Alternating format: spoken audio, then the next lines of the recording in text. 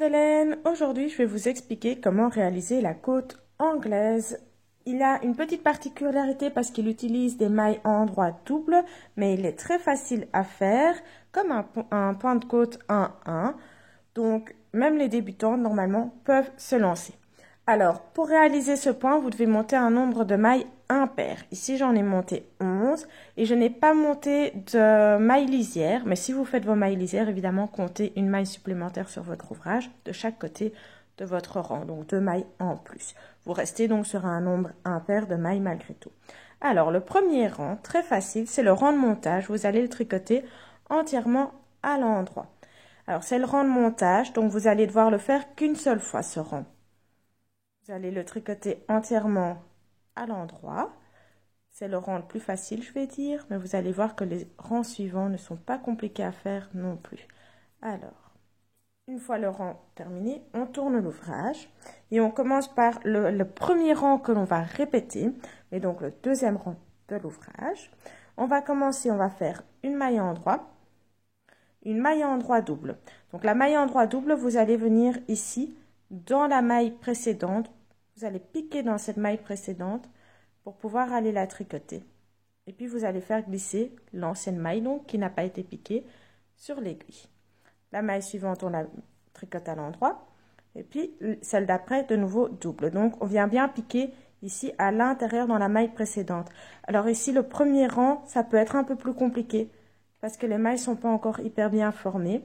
Mais vous allez voir que par la suite, ça devient plus facile. La maille qui suit, vous la faites normalement. Et puis de nouveau, une maille en endroit double. Donc on vient piquer ici à l'intérieur de la maille précédente. On fait la maille qui suit à l'endroit et on continue comme ça, ainsi de suite jusqu'à la fin du rang. Donc une maille en endroit normal, une maille en endroit double. Et comme on est sur un nombre impair de mailles, on va terminer sur une maille en endroit. Voilà, on tourne l'ouvrage.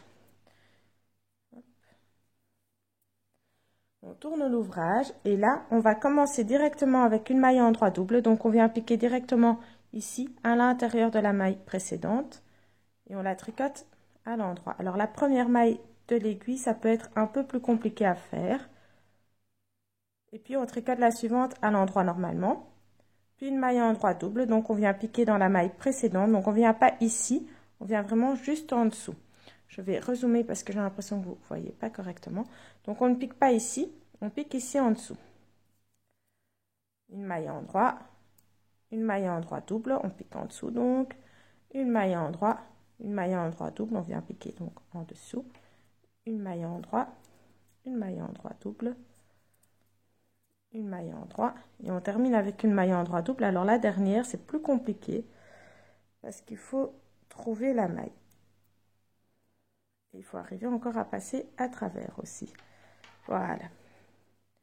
Hop. Donc pour le moment, ça ne forme encore pas grand-chose. C'est pas encore très joli.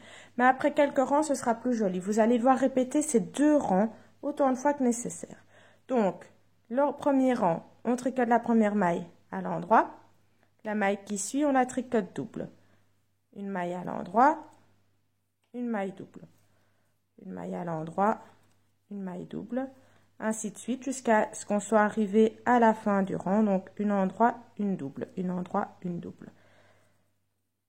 Hop. Et puis, le rang qui suit, en fait, c'est la même chose, sauf qu'on va décaler d'une maille. Donc, on va prendre la première maille qu'on va faire double. On vient donc la chercher en dessous ici. On la tricote. Et puis, on fait une maille en endroit. Et puis, une maille double. Une maille en endroit, une maille double. Et ainsi de suite, jusqu'à ce que vous arriviez à la fin de votre rang. Donc, c'est assez facile à faire. Comme vous voyez, ça ressemble un petit peu à la côte, sauf qu'au lieu de passer d'une maille en endroit à une maille envers, vous allez passer d'une maille en endroit à une maille double. Donc, voilà. On tourne l'ouvrage et on recommence de la même manière. Alors, comme vous voyez ici, ça me fait un effet pas très joli sur le côté à cause de cette maille double. Donc, c'est mieux d'avoir la maille lisière. Ici, j'avais choisi justement de ne pas le faire, comme ça je pouvais vous montrer ça. Et parce que ce n'est pas la maille lisière qui a de l'importance. Alors, donc, on recommence depuis le rang numéro 2. Donc, on va tricoter la première maille à l'endroit. Et puis la suivante double. Une maille en endroit. Et alors ici, pour la maille double, petite astuce, vous voyez que vous avez cette espèce de petit bourrelet du haut de la maille. Pour faire la maille double, simplement, il faut aller juste en dessous de ce petit bourrelet. Vous voyez qu'en dessous, on ne voit plus ce bourrelet. Donc, simplement, vous passez en dessous de seul bourrelet que vous pouvez voir. Et comme ça, vous savez que vous savez passer bien votre aiguille dans la bonne maille. Je vais encore faire une fois le rang suivant avec vous.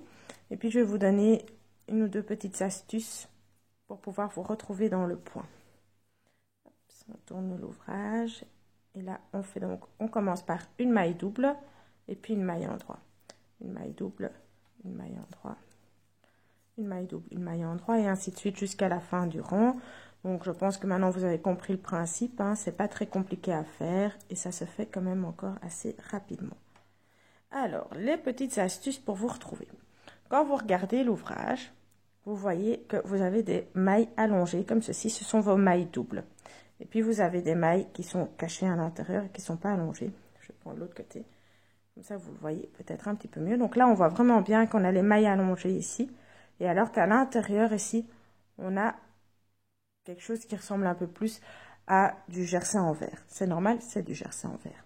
Alors, pour vous retrouver, simplement, quand vous êtes sur ce rang-ci, ça veut dire que votre côte, donc votre maille double, elle va être ici. Sur la partie en côte, la partie où on voit assez bien le jersey, où on a ces mailles allongées. Et les mailles qui vont donc être des mailles en jersey normal seront ici, au milieu donc, tout simplement. C'est une petite astuce pour s'y retrouver. Pour pouvoir piquer votre maille correctement, donc votre maille double, vous regardez avec le petit bourrelet. Vous devez bien passer en dessous du petit bourrelet et pas au-dessus du petit bourrelet. Comme ça, vous êtes sûr d'être dans la bonne maille. Faites bien attention à passer dans la maille, donc vraiment dans l'anneau ici, dans cet anneau-ci. Je vais faire avec l'aiguille, vous verrez peut-être mieux qu'avec mes doigts. Donc, bien passer dans votre anneau ici et pas à côté de l'anneau. Hein. Donc, bien au milieu du bourrelet.